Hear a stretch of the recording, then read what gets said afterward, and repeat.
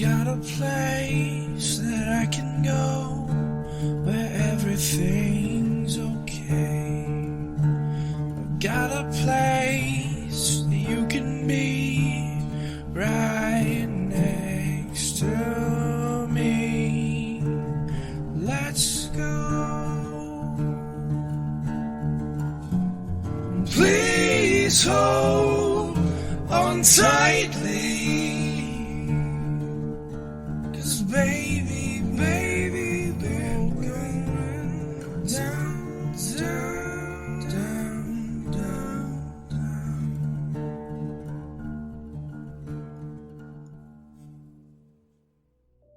To set the scene, I think most of you are already in the Big Ed's Pizza. Cole is finishing up his set for open mic night. I think Cass, you're walking by frustrated after a very not particularly productive conversation with the faction leaders about something, and maybe you hear the music and decide to pop in and see what's going on. Pretty much everyone has already left, but I'm picturing that Windward, Hess, and Millie are at least sitting near each other, if not at the same table. Would you guys be sitting at the same table? I think so. Yeah, we're probably just chitter-chattering about the theater and the costume department and what needs to be fixed. Cass came this way because she decided very quickly, after getting more or less laughed out of the council meeting, that she was going to drown her annoyance in grease. Big Ed's Pizza is a good place to do it. Also, if you go up to the front, they'll give you like a little bowl of cheese, which is one of my favorite things about going there as a kid. Big Ed's Pizza is fantastic. Did they give you just a bowl of cheese? Yeah, they'll give you some cheese. Well, I think they mostly do that for kids, but they'll sometimes do it for adults too. Or at least they did. Okay, but like, is it just like a big bowl of Parmesan that you go into like your dude from Scarface? Is it like shredded mozzarella? What sort of cheese are we talking here? It's shredded mozzarella. It's the same cheese they put on the pizza before they stick it in the oven. Gotcha, okay. It's good stuff. Windward has a small bowl that she's been nibbling at for the last while, just sort of while not necessarily always engaged with the discussion of theater things with Millie and Hess, just enjoying cheese one little piece at a time. I will also say, like a lot of other places in Oak Ridge, this does have like a supernatural menu geared towards supernatural entities with very specific diets. So that is a thing in this universe. It's very kind of them. But this cheese is very, very good. Millie is very much eating a salad that just has blood sausage on it, because other than blood, she is hardcore vegan. To anyone passing by, it does not look like blood sausage. It just looks like maybe a special kind of dressing. Because magic glamour, mortals don't need to know. Also cover up the smell. Boo. As far as Cole's concerned, he's down arguing now with the sound man because he swears the monitor wasn't turned up high enough like it was last week, and it's an ongoing argument over and over again. I need more guitar in the monitor, but he never does it. Ever. He just smiles and nods and then doesn't change anything. That's the sound man's routine. That's what they do. How's this? Nope, nothing changed. Just kind of very lightly touching the slider, just like, whoop, whoop, yep, pretending. Question, storyteller, are you wanting us to do like character descriptions now or in a minute? Yes, absolutely, character description. I just realized that as we're all talking, I'm like, we should introduce our characters. Yeah, because I'm like, I know Blaze described what Cole looks like, but what does Hess look like? Hess is in her mid-20s, dark blue jeans, kind of look like they're starting to fade out with how much they've been worn, patched up Converse that have scribbles all over them, some sort of t-shirt that's kind of like ripped up at the top, but it says something like war criminal with like a smirking cat in the middle of it, giving like kind of a middle paw, and then like a flannel over it. Her neon blue hair is like pulled into a messy ponytail, And surprisingly enough, you think she's wearing these like prosthetic ears almost with how pointy they are, but in this light they almost look too real. And then she's got like these dark mahogany deer-like horns kind of jutting out that she promises are plaster, and she's just trying to make sure they fit right as they're drying, but you don't see a headband anywhere in her hair. She's really cleverly disguised it somehow. Gotta make sure it's comfortable for wearing for long periods of time. You know, when you do photo shoots, you gotta make sure it doesn't, sweat too much and all that. And her round glasses are just kind of like on the edge of her nose, and she like pushes them up with a clawed finger, which, again, for acrylic claws, those look surprisingly sharp. Oh, and every now and again, her bag that's next to her moves, and this almost tiny little bluish purple canine-ed nose peeks out and just like twitches as it smells the air of the pizza, and she keeps like having to, you hear almost these like guttural grunts as she's like talking back at this whining bag, which, if you can translate, is, I will get you a slice of pizza in a minute, just chill the F out. This is perfectly normal if you've gone out to eat with us. I think the initial impression you get, Windward, is a fairly sort of round and soft person to look at them. I think right now they've got their hair buzzed pretty short. Occasionally you'll see them doing different wigs or fun things like that. They do enjoy a good hat. Very specifically does not wear hats on Kentucky Derby Day, but will wear those sorts of hats while just out and about, just to be like that. It's the sort of face where you just like look at them and they're like, is that a 40 or a really good 60? It's difficult to ever place how old Windward is. Also, they generally wear very, very small, round sunglasses that sit very close to their eyes, because you don't want to overtax the enchantments that make things look normal.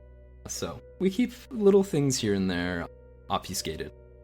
They generally wear very loose tops. I think tonight Windward is in a forest green tunic that is kind of loosely belted at the waist, kind of flowing down over a pair of leggings.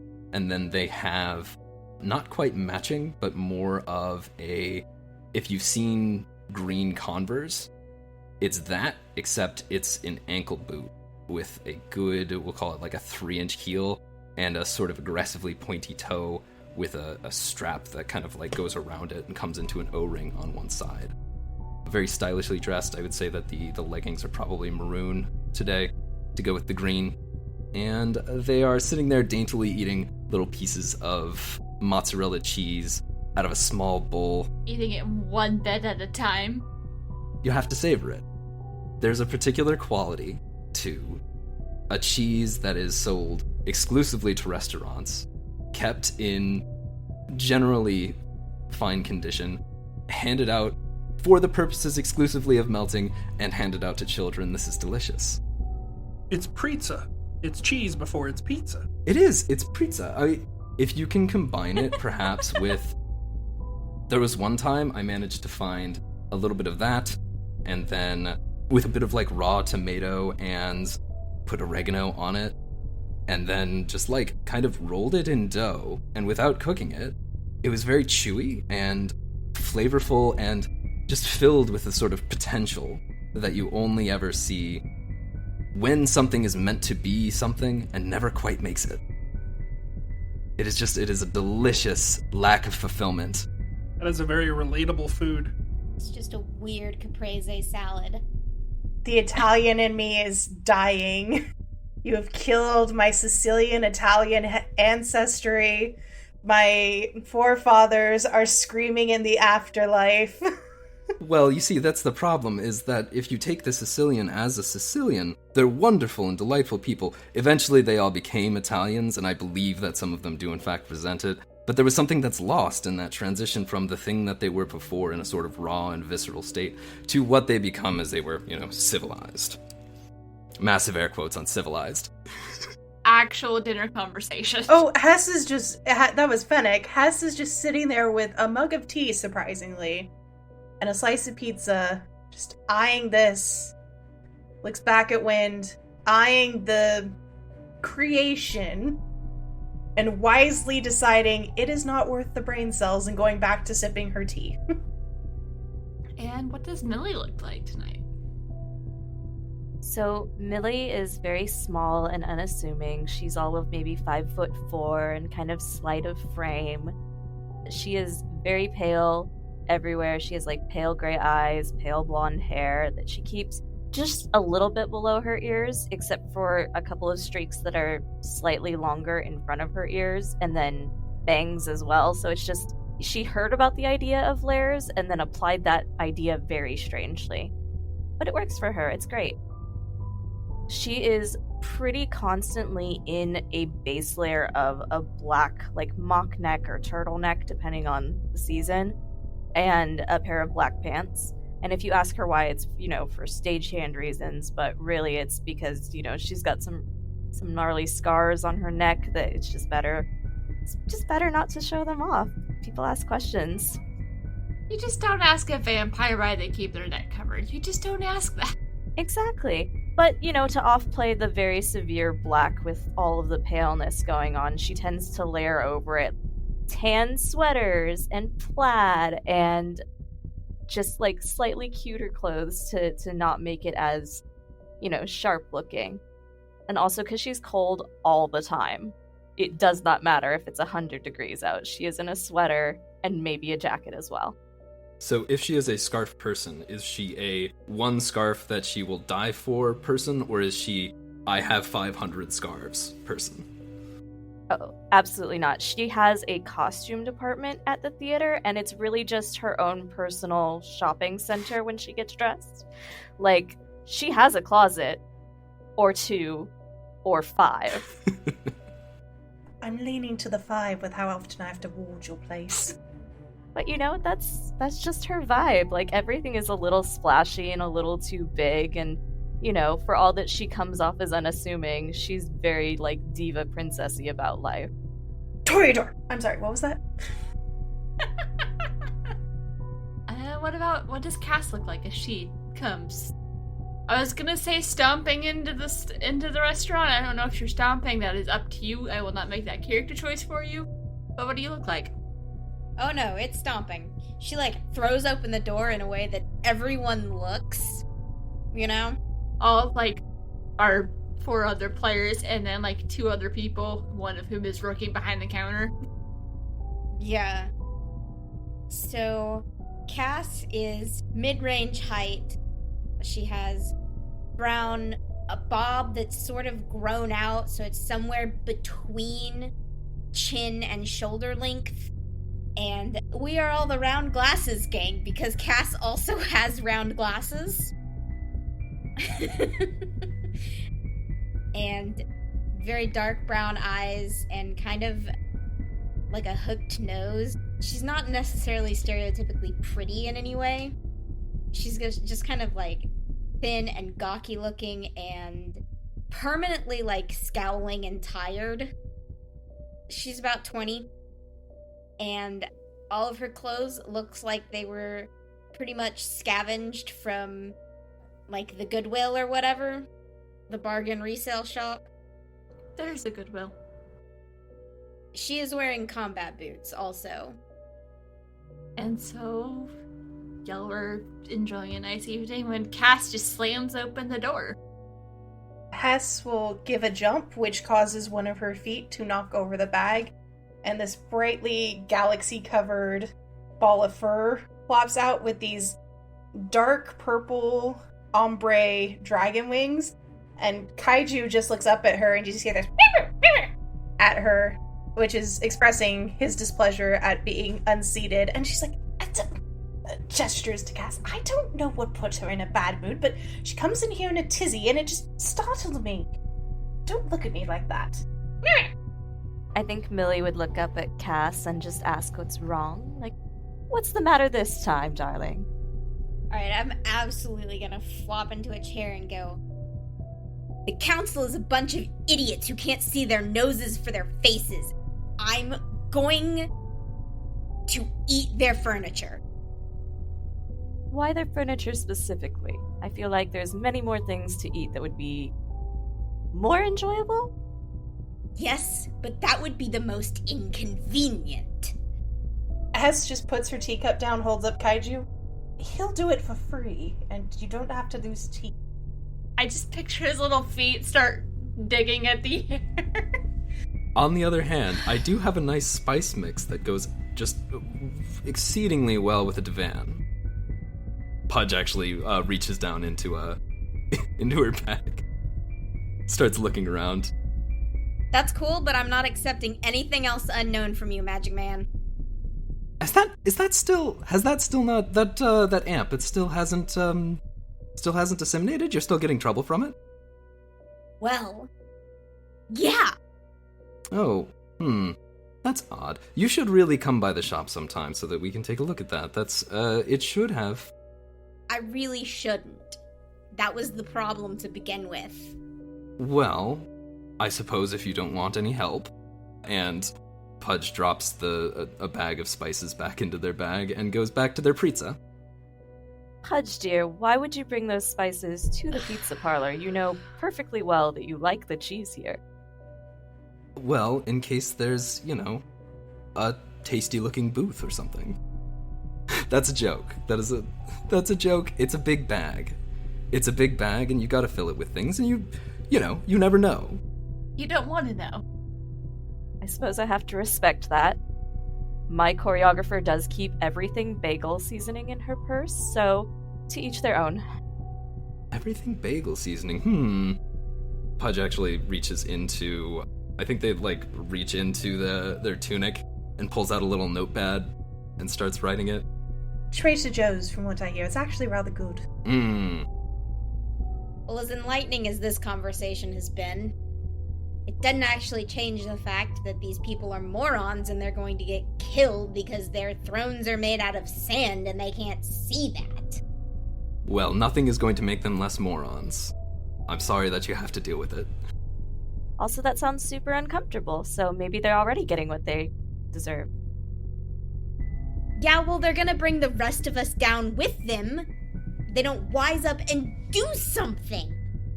After all this time, Cole has finally finished arguing with the sound man and puts away his 1974 Martin D35, which is very fondly named Molly, his guitar. Puts it away, walks up to the counter and just, "Can I get the usual?" And just kind of looks back at all y'all and nods. Now, Mr. Coleman, if you could settle a little question that I have to get sort of a more mundane perspective. How do you think everything bagel seasoning would go on a sand throne? That's a little too rich for my blood, if I'm honest, Wendy, but could be good. I mean, you are sitting there just eating cheese, my man. Yes, I am. Would you like some? I've combined it with a few other ingredients, and it's delicious.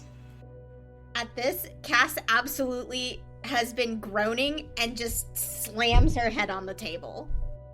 Hess lifts her mug of tea up before the head hits so it doesn't disturb, sets it back down, picks up Kaiju, holds Kaiju out to Cass. Do you want some fluffy therapy? He's actually in a good mood today. Cass reaches out a hand and gives little scritches. Does not lift her head from the table, just gives scritches with one hand.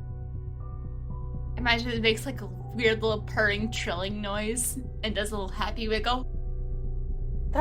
You know what? No, I've actually heard that one when I shared my ice cream with you. Alright, back you go. And she'll set him down and then realize she still hasn't gotten the pizza. Hasn't eaten any of hers and just sighs. Does the dog owner thing where you just rip off half and you give the half to the dog and then eat the rest. Well, Cass, what's to be done about this problem then? Okay, so I don't know. But what I do know is that the stranger is going to kill everything.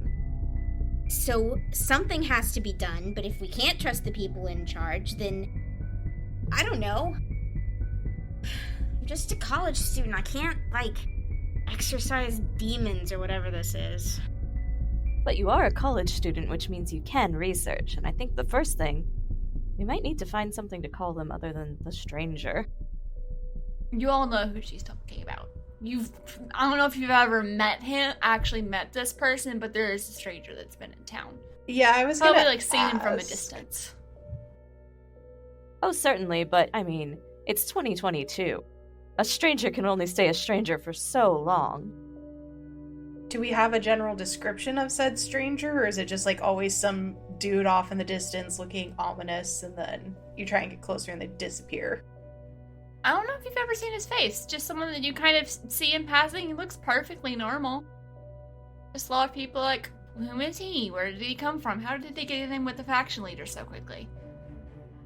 I don't trust him.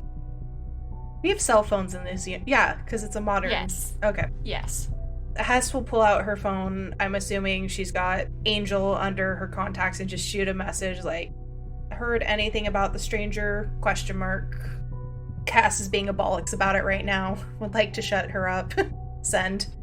I'm assuming she won't hear anything back since, it's just more. Well, I will say you get a response back. Roz mentioned something about it. She wanted to talk about it, but I haven't been able to find her. Keep me in the loop. Thanks. She does like a blue emoji heart. That's her like trademark heart that she picked and puts her phone away.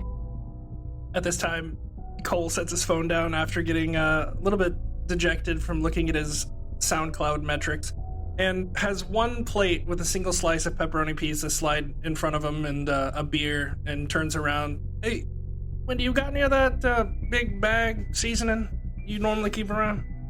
Oh, yes, of course. Did you want the exceedingly cool ranch or the extra spicy? Dealer's choice. And he just extends the plate. I think at that point, yeah, Windward pulls out a bottle that is actually listed or labeled as dealer's choice and pops it open. And then when they shake it, it doesn't actually come out as a powder. What comes out is a dense smoke that comes and settles directly onto the... No, not a dense smoke. It's dealer's choice. So they open it up and literally pull a card out and then put it on top of the pizza. And then it, the card itself sort of, spreads out and covers the pizza. Cole just watches this. "You're weird, but alright." Turns back around, takes a bite. "Woo! That's good stuff." Always a gamble with the dealer's choice. Not for all the pounds under Her Majesty. No, thank you. That's not many pounds. The queen is broke. I wonder why. And it doesn't help that I had to go in there alone. Roz was supposed to help me with the presentation.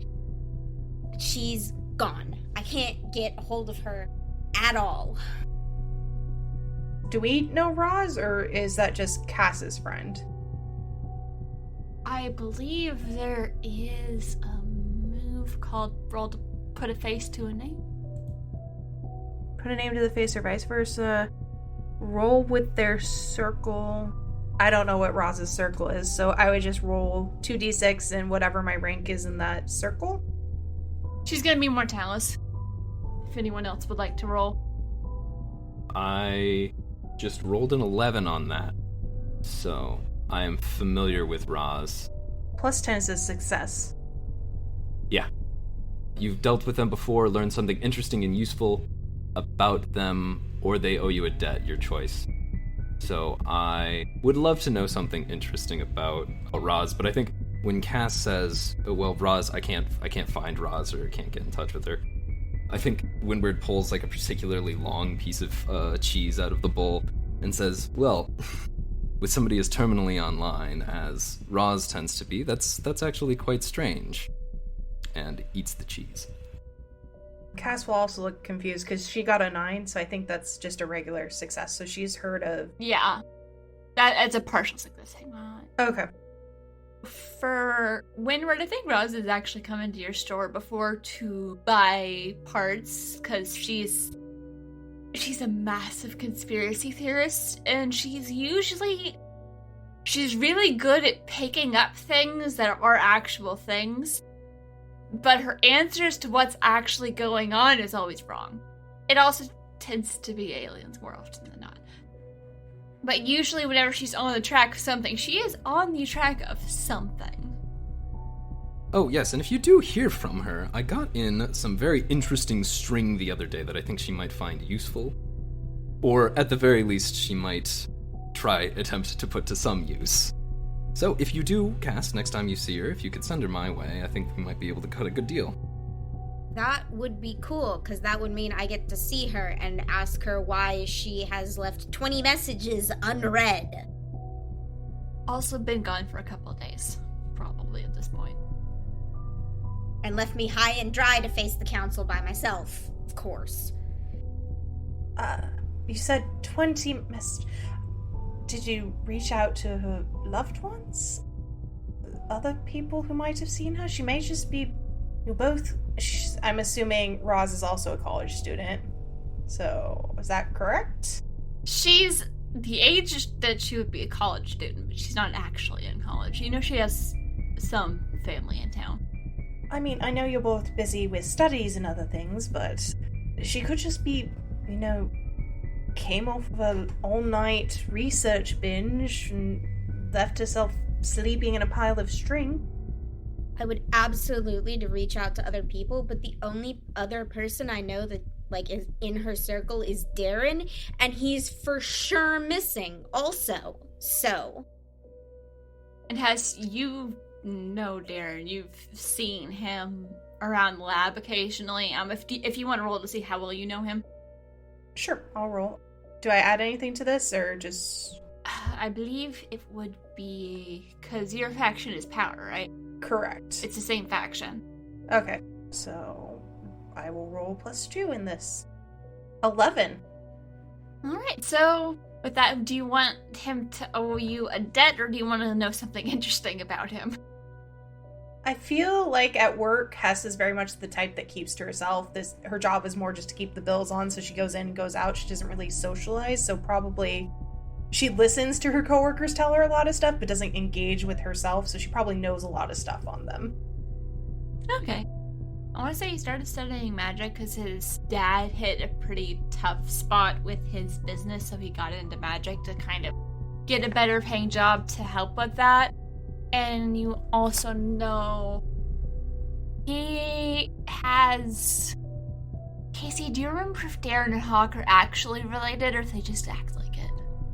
No, they just act like it. Hawk was a family friend before he screwed over Darren's dad. Yeah. Darren's dad. You know he's close to and typically would get some of his equipment for stuff from a vendor in the night market who seemed to own some kind of magical hardware store. Okay. So I would know that Derek hasn't showed up for work for the past couple days. He's just been MIA. Darren's probably been missing for like a week or so at this point. And actually, I will say, you remember he was worried about somebody. He hadn't heard from someone in a while, so he was going to go see if he could check on them. And then just disappeared. Well, yes, that would track. He hasn't shown up for work, which is odd given he's trying to pay for his magical studies and supplies and everything. He was worried about someone. He said he was going to check on... Perhaps it was Roz? To see if she's doing alright? I mean, we're not the police. She did go missing after he did. He's been a couple weeks, she's been a couple days. Okay, so someone else other than... Okay. Darren, Yeah. that's not the young man who I've seen hanging around with Hawk, the local pawn shop owner. Is this the same? Is that familiar? Would I know that? Do you want to roll? I'll roll. I don't know what I'm adding. I'm gonna say probably Mortalis. It's a 7. On a hit, you know their reputation. You've heard Darren talking about the person who may or may not have been involved with his dad's financial difficulties. He's a guy that can usually get you everything, and you also recognize he's been missing the longest. Because you remember with Roz helping you with the presentation. Oh yeah, duh. Roz helped you with the presentation. She connected the dots. So, yeah, I think so. That sounds right. And I would go to him. But he's been missing the longest too. Well, he's a ne'er-do-well. That does make sense. Roz thought there was something more going on. She was helping me connect the dots. Like what? They just vanished straight in front of someone connecting the dots and she had eyewitness testimony? Or they fell into a hole? This is obviously a very leading question given what Hess has seen. And she's trying to figure out if this is very similar to her experience with Kat. That's just it, though. God, she was being so secretive about what exactly the dots were. You know, she mentioned a place where he might have gone if he hadn't disappeared. Something in the woods. I mean, she mentioned, like, something in the woods that they might be, but, like, she was playing a lot of the information real close to her chest, and then she was gone. So, like, that's an excellent question. I would love to know the answer. Windward pulls up his phone and opens the messages app, pulls up Hawk's number. I think just briefly you see that there's a couple of missed messages there. The one immediately above it is just the only word that's visible still on the screen is like buttons with a question mark. And then they start typing a message. The message says, "Good evening, Mr. Hawk. It's been quite some time, and I think it would be absolutely lovely to speak with you again sometime in the near future. If you are worried about the box of buttons thing, don't worry about it. I'm sure we can come to some sort of arrangement. At any rate, there's been some concern expressed to me about a young gentleman that is known to be an associate of yours. Very concerned, checking in on health and well-being of both you and him and my box of buttons." And then just like 2 line spaces, tilde, not a hyphen, but a tilde, and then Pudge. And then he hits send and drops the phone back into his bag and turns to the rest and is like, "Well, hopefully he'll get I a..." have the honor to be your obedient servant. Sorry, that's the whole vibe of that message. Yes, absolutely. Yes, well, if he doesn't respond to that one, then perhaps a little later tonight, perhaps it would be best to make a house call? I was thinking we could go to see Mr. Hawk. Potentially, too. Darren could be taking some time to himself in this refuge in the woods. We could check that out as well. And see if he has any information on your friend Roz and try to make this presentation better again with the council. I don't try and bother with them very much, honestly. For the best, really. A bunch of sandy-butted nincompoops, if we are to be perfectly honest. There was another disappearance, too. Bart. Besides Darren and Roz? She also linked in a 4th disappearance. Well, at the time there were only 3, but then she disappeared too, so connecting the dots isn't that hard. But Bart, was he at the library or was he at the municipal building? Yeah, library, which is part of the municipal building. It's the more public arcane scholar area. What was Bart's last name again? I'm asking this out of character. Delgado. No, not Abuela Delgado. Not Abuela Delgado's boy. He's not missing too, is he? Roz seemed to think so. Well, this is concerning. And nobody else is looking for these people. The faction leaders didn't seem all too concerned about it. Yes, but they're useless, so... Yes, Cass, darling. You mentioned that's 4, including Bart, who I am very worried about because he always had my holds on time, unlike some of the other librarians. Darren, who I work with. Your friend Roz, who was the 4th one? Hawk. Hawk has also disappeared? Yeah, Hawk disappeared a little bit after Bart. Okay. I thought Hawk was the first one to disappear. Hawk was the first one, Roz was the last one, Darren and Bart are in there somewhere. Okay. Cole turns around, and in front of him now is his 3rd beer at this point that's sitting on the bar. And he's like, "What makes y'all think these people just ain't trying to get out of this crap hole?" That's also a possibility. Though most people tend to leave forwarding addresses, so we could check with the mail department, or the mail post.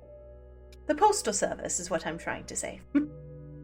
Also, I find, no real experience from recent exes or anything, but if you're not sure where someone is, there's always help a friend find their phone. Because that's not creepy at all. Yes, well, that's actually a very good option. Cass, Roz didn't mention anyone else's disappearances at all? Just those 3 gentlemen? Those were the ones she seemed to think were connected. Because they started after the stranger showed up. And I think so too. She made some good points. Well, do we happen to know whose team the stranger's on? He seems to be friendly with all the faction leaders. Well, that's not suspicious at all. Yes, given that they are all rather at each other's throats, someone playing mediator between them seems interesting, that especially if they have no vested agenda, or at least an outward one. Do we know where the stranger haunts? So, I said I think so too. They're connected. And it has something to do with the stranger. You're not gonna like this, but I've seen it. I've seen it in my dreams. Yes, those dreams. Lovely things. Well, you know what I always say, follow your dreams. What do you think that their dreams are trying to tell you? Only time I ever dream I'm up on stage without my pants on. I don't think I want to be following that anytime soon. Windward looks visibly disappointed. Maybe that's just your dreams telling you not to skip leg day, darling. You got a point. He just slaps his thigh. Windward points to Millie in agreement. Millie returns some very bisexual finger guns. Hess looks confused and lesbian. Cass is annoyed that we are off topic again. Cole just smiles And there's the obsessed with ace in the himself. room.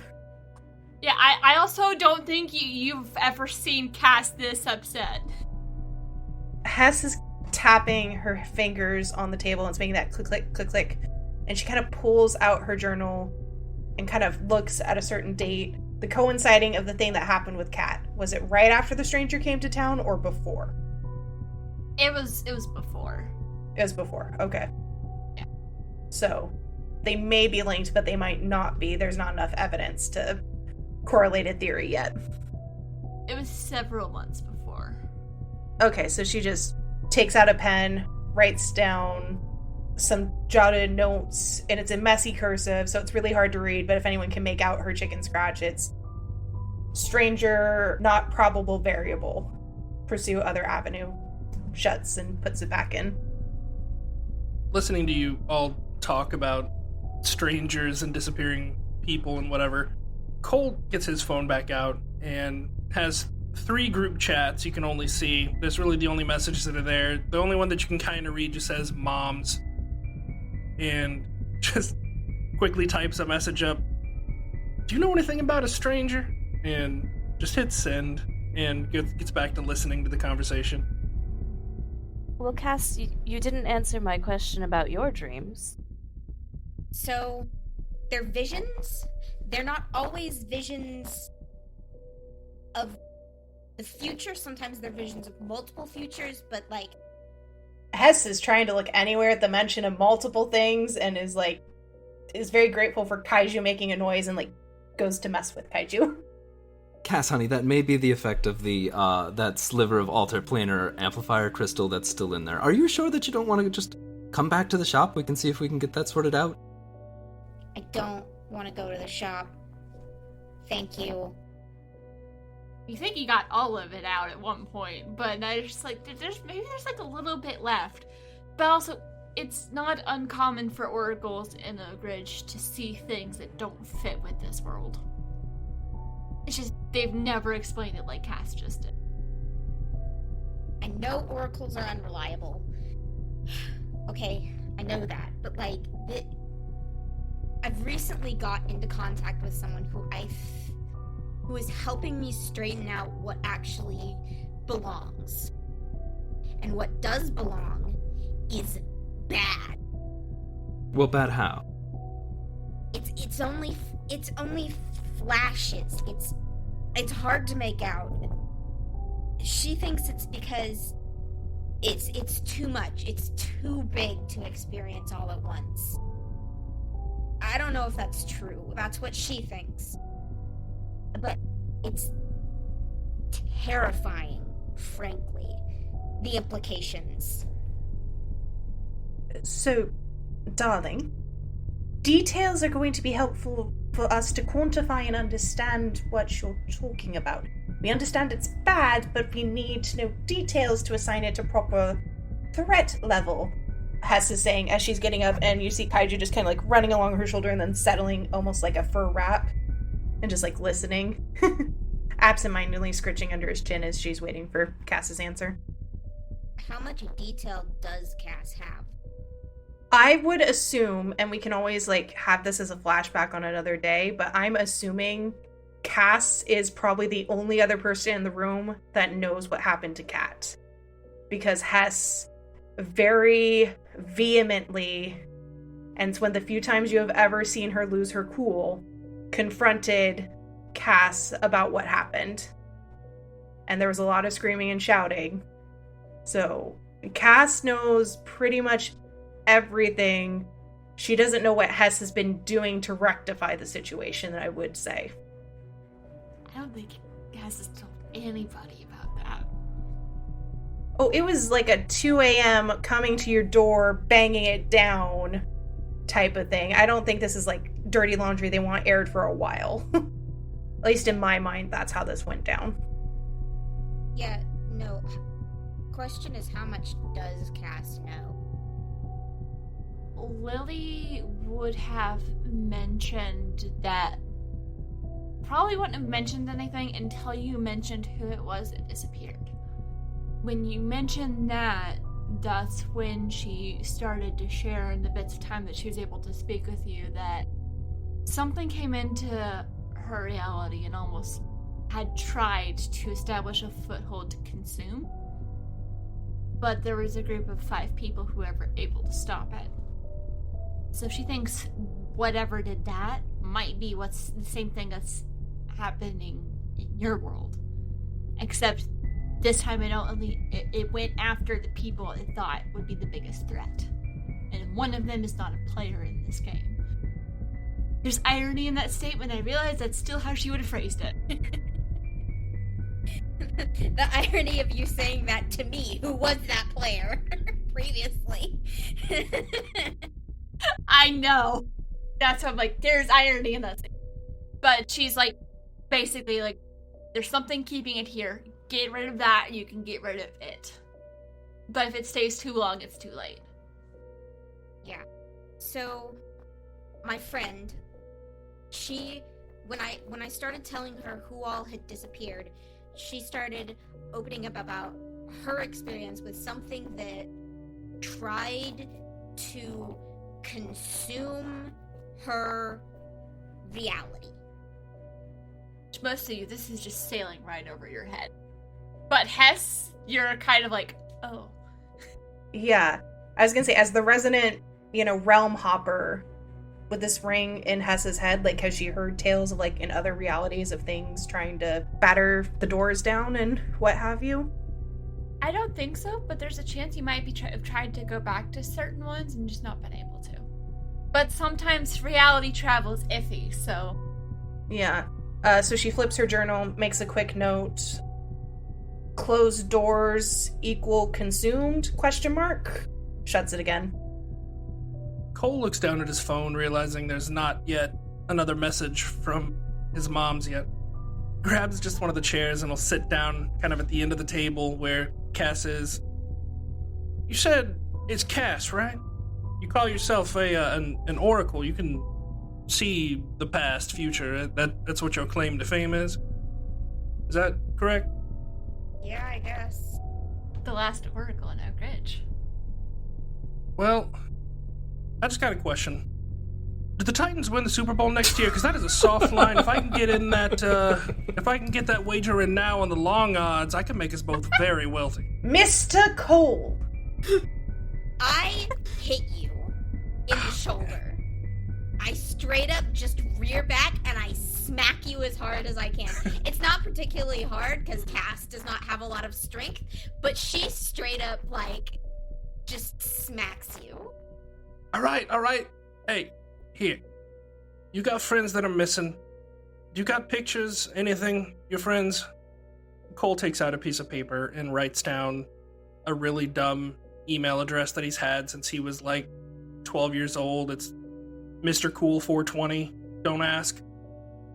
Is it a Hotmail? Oh, for sure. No, it's AOL. Oh, he's too young for AOL. Yeah. Slides the email address, the paper over it. He's like, just shoot me some photos. I'll ask around. I got friends. I'll see if I can find some, but Get back to me about them Titans, though. That's a soft line. she hits you again. Gah! He just goes back to the bar.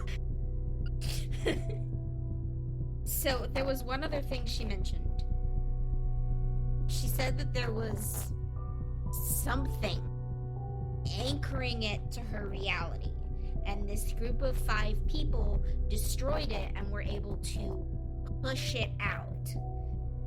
4 of the 5 people have now disappeared from Oak Ridge. Our Oak Ridge. The 5th person, as far as I can tell, has never existed here.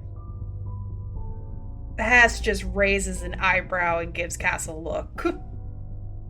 I will say, Hess, you know how difficult it is to even get into between realities? Something that can consume one? That's powerful. Tempest Multi is a production of Pseudonym Social, changing reality one story at a time.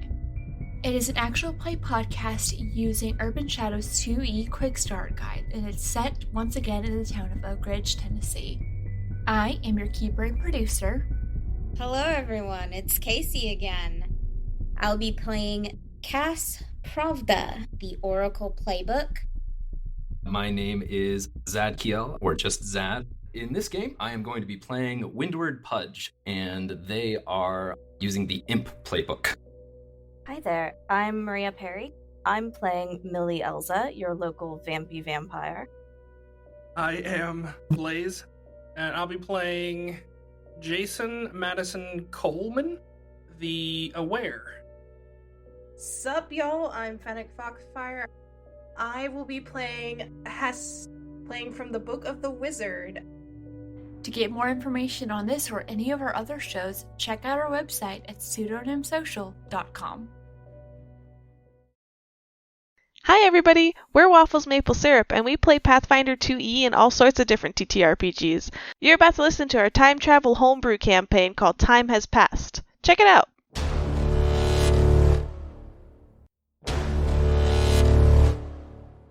Doldrin just comes charging up this way towards where Elle ran off to, and sees that rune still there, and Tanagal attacking Elle and be like, I said the rune! As he just turns, charges at it, and again just jumps, leaps, and swings with the maul. Why would anybody want to be a human? That's stupid. Most people don't get a choice. I mean, but we did.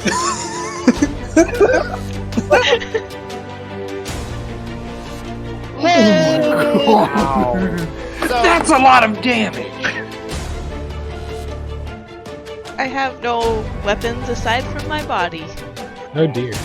Oh my. Oh my. You see this humanoid shape enclosed in a white robe form in the void of your dreams. As we zoom into where his face should be, there is nothing but blackness. The blackness that leaks from his hood begins to enshroud your mind, wrapping around you in this space. I need all of you to make a will saving throw. And if you like what you just heard, search Waffles Maple Syrup, one word, and give us a subscribe. Thanks!